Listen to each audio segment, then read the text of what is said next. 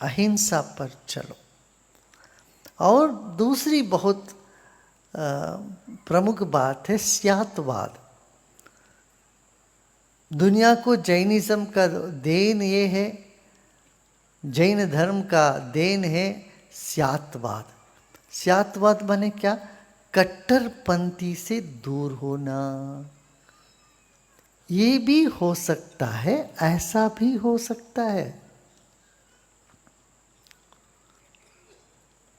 यहाँ कोई 30 साल पहले, आज ईरान में युद्ध हो रहा है, ईरान, और ईरान के सबसे बड़े धर्मगुरु और राष्ट्र नेता थे, राष्ट्र के मुखिया थे खोमेनी।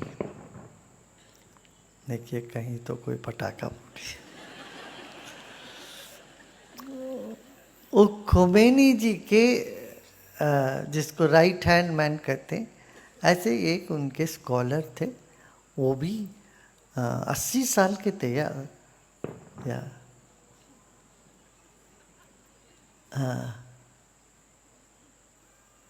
80 साल, 77 या 80 साल के ऐसे कुछ थे, काफ़ी वृद्ध थे। वो आए थे, किसी ने बताया यहाँ बेंगलुरु के दूर पर यहाँ पर एक संत रहते हैं, तुम उनके पास जाओ, तुम्हारा सारा प्रश्न का उत्तर मिलेगा। उन दिनों में आर्ट ऑफ लिविंग इतना ज़्यादा लोगों को पता नहीं था। हमारी छोटी कुटिया थी उस साइड में, वो पुराने आश्रम में, वो ऊपर पहाड़ पर है, ऊपर नीचे से चढ़ना पड़ता। 100 सीढ़ी, वो सीढ़ी चढ़ने से ही लोगों को ऊपर फूलने लगती थी। स्टीप सीढ़ियाँ थी, कोई रास्ता नहीं था, सीढ़ी से ही चलना पड़ा। वो चल के आए हमारे कुटी पे। हमारा एक प्रश्न है, बोले। मैंने कहा बोलिए महाराज, बोलिए इमाम जी बताइए। तो उन्होंने कहा मैं सबसे पूछ चुका हूँ, ये बड़ा प्रश्न है, यदि सत्य एक है, हमने कहा सत्य एक है, फिर उसके लिए मार्ग भी एक ही होगा। सत्य एक है तो उसका पहचान भी एक ही होना चाहिए, मार्ग भी एक ही होगा। तो फिर धर्म भी एक ही होना चाहिए। बाकी सब धर्म सत्य का नहीं होगा। धर्म तो मार्ग है सत्य का। तो सत्य एक ही, तो एक ही तो मार्ग होना चाहिए उसके लिए। तो फिर सभी धर्म कैसे सही हो सकता है? तो हमारे धर्म में तो यही सिखाता है, एक ही धर्म सच है, अल्लाह की एक ही बात है, वही सत्य है, हम यही मानते हैं, एक सत्य एक है। तो हमने कहा महाराज जी आप यहाँ आए हैं, महाराज जी नहीं, वो इमाम साहब आप यहाँ आए हैं, तो यहाँ आने के लिए कितने तरह के इंस्ट्रक्शन हो सकते हैं? एक तो इंस्ट्रक्शन होगा, आप सीधा जाइए और बाएं घूमिए। आप आए ऐसे सीधा आए, दाहिने घूमिए। और दूसरा, दक्षिण से जो आने वाला होगा उनको बोलेंगे सीधा जाइए और बाएं घूमिए। और सामने से आएगा उनको बोले बाएं दाहिने कहीं नहीं घूमिए, सीधा जाइए बस। अब ये 3 मार्ग है, ये तीनों सच है कि नहीं?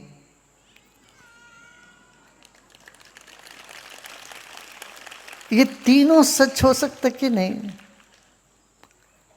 वो थोड़ी देर चुप हो गए,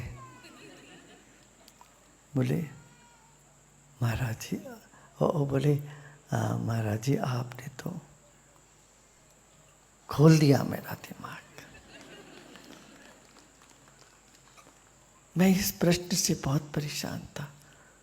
मैं आपको बहुत बहुत शुक्रगुजार करता हूँ, शुक्रान करता हूँ करके, और थोड़ी देर बैठे, फिर भोजन वोजन किया। आश्रम में उन दिनों में, आश्रम में बहुत कम लोग थे, 100 लोग के करीब होंगे। अपना छोटा सा रसोई थी, हम खुद ही जाके परोसते थे उन दिनों में लोगों को। तो उनको खाना वाना खिला के गए। वो बहुत, आप ईरान आइए हमारे यहाँ, आपने मेरा, आप, मैं बता नहीं सकता हूँ आप कितना बड़ा एक भ्रम को हमारे मन से आपने निकाल दिया, कह के गए थे। तो मैं कहने का ये मतलब, ये स्यात्वाद महावीर ने यही कहा, ये भी हो सकता है, वो भी हो सकता है, ये भी सच है, वो भी सच है। हाँ, अब हम कहें ये सब अलग अलग है, एक कुर्सी अलग है, टेबल अलग है और जमीन अलग है, हाँ ये सच है। और ये सब एक है, ये भी लकड़ी है, वो भी लकड़ी है, सब एक है। ये दोनों बिल्कुल विरोधाभास में है। एक तो कहते ये अलग अलग है, दूसरा कहते ये सब एक है। दोनों सच्चे कि नहीं? हाँ, इसी को स्यात्वाद बोलते। ऐसा भी हो सकता है, ऐसा भी हो सकता है। यदि स्यात्वाद हो जाता दुनिया में, इसका प्रचार प्रसार, आतंकवाद जड़ से खत्म हो जाता। आतंकवाद का जड़ ही यही है, कट्टरपंथी का जड़ ही यही है कि मेरा ही सत्य है। भगवान महावीर का स्यात्वाद बहुत ही शानदार है, वो समयोचित, आज दुनिया में सबसे अधिक आवश्यकता उसी की है। और अक्सर समझते चुप रहना, शांत रहना कायरता है, ये भ्रम है। यहाँ महावीर इतने शांत है, फिर उनका नाम महावीर है। सबसे वीरता, शूरता वही है जो हम अपने मन पर विजय पा लिया, अपना एकदम शांत हो गए। अंदर की लड़ाई सबसे बड़ी लड़ाई है, बाहर की लड़ाई तो बाहर की है, छोटी है। मन में जो द्वंद्व होता है, उस द्वंद्व से डर के बारे में भागना नहीं है, नशे में जूझना नहीं है, मगर शांत बैठ के अपने द्वंद्व से ऊपर उठना, ये वीरता है, ये शूरता है।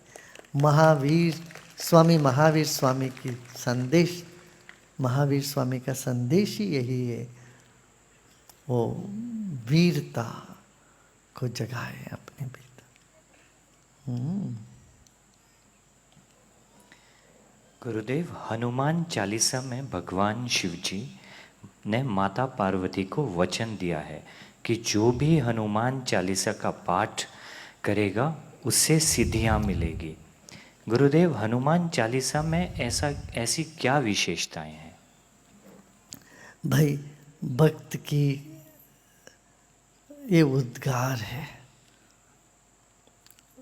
तुलसीदास जी ने रचाया इसको, और तुलसीदास जी ने जो रचाया, उन्होंने शिव जी का भी नाम ले लिया उसमें। भगवान शिव जी का भी यही है, उनको मन में ऐसा भास हुआ होगा।